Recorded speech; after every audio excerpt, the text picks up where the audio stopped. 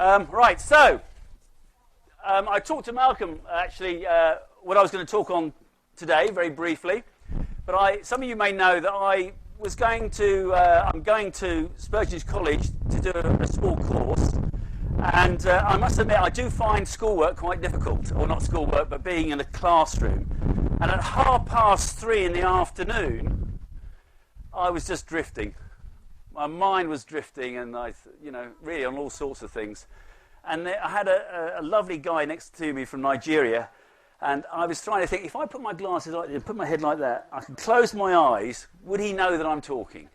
And sleep talking. And they had a bit of an intercession with talking about various things. And as I was just about dropping off, I suddenly heard this Nigerian say, "Let God be your moral compass." And I thought, moral compass? Yeah. So I thought, this is obviously a calling that God's wanting me to talk about, because I wasn't really sure whether I was going to talk on this. Now, obviously, compasses are pretty straightforward, north, south, east and west. And when I was doing a Duke of Edinburgh Gold Ward, we all took turns of being leaders for the day. And on the last day, it was my job to be a leader. But unfortunately, in our group, somebody was having a asthma attack, and one of our team tried to stab one of the other guys. So it was all a bit fraught, and we were walking along, and this guy's was getting worse. His asthma was getting worse, and I took the judgment that we were going to find the quickest way home. And I said, right, if we just go over, instead of going round this hill, if we just go over this hill, it'd be the quickest way and we'd get there. So off we walked. Now, I never took a compass bearing. I did it, thought myself, yeah, this is the way, I can see it on the map, it all looks clear, my idea, let's go this way. We'd gone about an hour and suddenly the mist came down. Now, as anybody know, the Brecon Beacons is where we were. The mist came down really quickly. And before we knew where we were just, well, we didn't know where we were. We were just surrounded in mist. And we just sat down, everybody felt a bit despondent, and then said, well, you're the leader, you got us here. And at that time in my life, I must have been about 17, 18, I obviously went to church high days and holidays, and so I just thought, I'll pray. And I prayed, and nothing happened. No, I prayed, and as we sat there, because we were at that time pretty desperate, very cold, the mist just opened up enough for us to see a small group of trees. The only forest was in fact on our maps, and from that we could take a bearing, and we found our way home. We got in a huge amount of trouble, but still, God does answer prayers. So today I just really want to say to you a very simple message. It's the same as what Spurgeon, talking about Spurgeon's College, he went in once from the cold into a church, and he was searching for God but wasn't really sure, and the only message he heard, he said it wasn't a particularly good sermon, was look to Jesus. So my simple message to you, my friends, today is look to north, look to Jesus. He's the direction. You know, when I was, we run a B&B, and I do play these little games with people, and we can do it now. What I say to people is, just in your mind now, as I ask you these questions, just think what your answers would be. In front of you is a jungle, and in that jungle, you've got to get to the other side. So as I say that, how would you get to the other side of that jungle? You think about it now. Would you, for instance, just go straight through the middle? Would you go around the outside? Would you take a long time to prepare? You know yourself. How would you, if you were to get to the other side of the jungle, get there? Okay? Halfway through the jungle, you'll see a stream or a raging river. But there's an amount of water which you've got to get to the other side. How do you imagine that stream to be? Okay? And when you get to the other side of the jungle, there's a door. And when you open up that door, what do you see? when I ask this questions to people staying in the B&B, certainly about men who have children, who are middle age, or younger than middle age, or my age, older, they nearly all come up with the same answer. The jungle is your life. So how do you see your life? Is it big? Is it difficult to get through? Do you have to hack your way through it? The river is your worry. So how do you see the river? Is it a stream? One guy said to me, oh, it's about 50 metres wide and it's raging river. I thought, Christ, you've got some worries. Mine's a stream. I just walk across like that. And the door is your future. How do you see your future? Now, I'm saying to you now, 80% of men that I talk to, who I give that question to, will say jungle. More jungle. And the reality of life is not a fairy tale. It is hard out there. There is more jungle. And we need somebody to give us a direction. Somebody that we can rely on. You know, true north is not just 1 degree one side or the other. It's true north is just 1 degree. It's a narrow door for us to walk through. Now, Malcolm and I said to Malcolm, there are many reasons why Jesus said perhaps about that narrow path. But one of the ones that I feel is very relevant is that he wants to meet each of us individually to help us.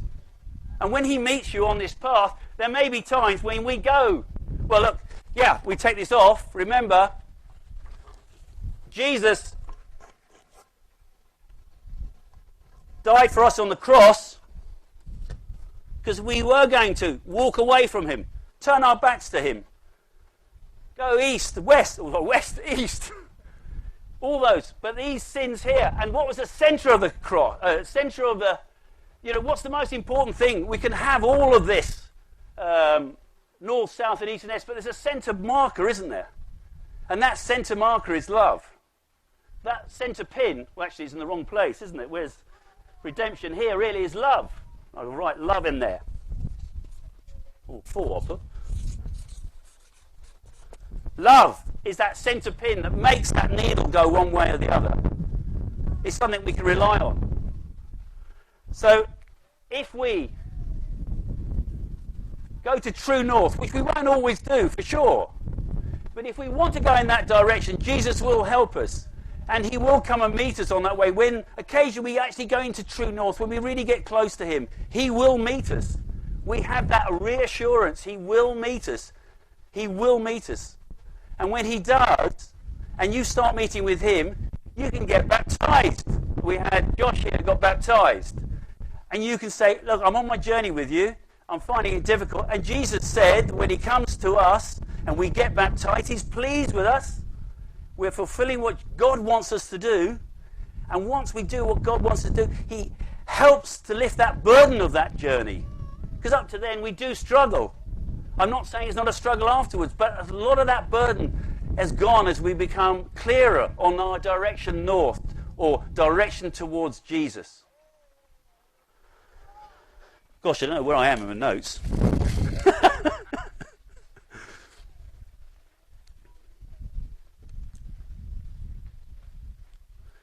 So I really ask you, my friends, to, when you think about where you are on your journey, we can't, you know, these men often say to me, I just feel dissatisfied.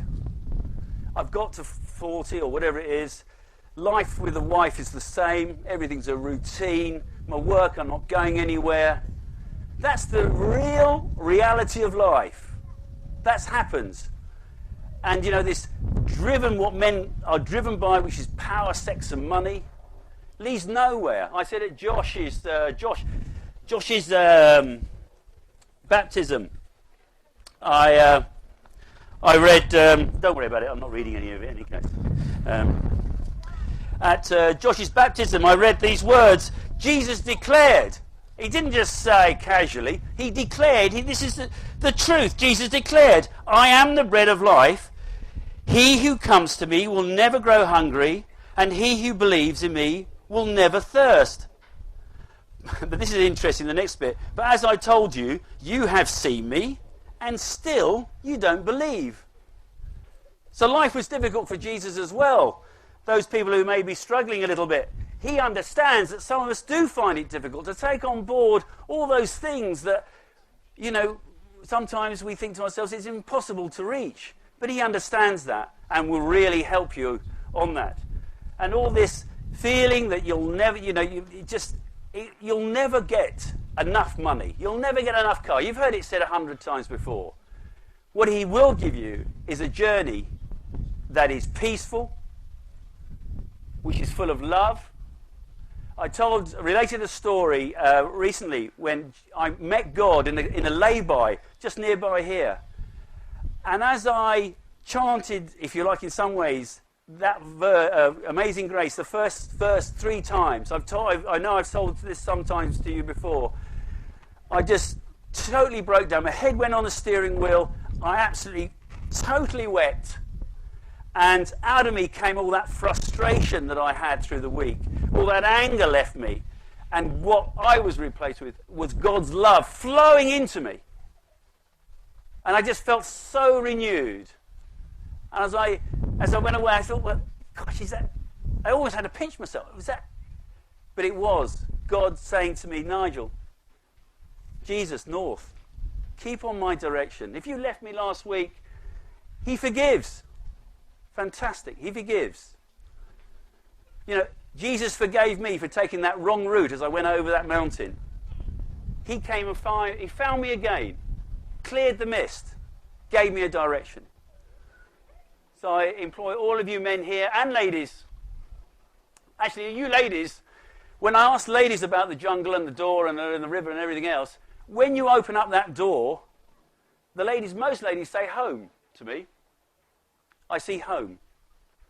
Maybe home's a struggle. Home's tough for the ladies. Well done, ladies, for keeping the home together sometimes. Well done to you. But it is tough, and we can rely on him to the Bible is full of conflict. It's full of worry.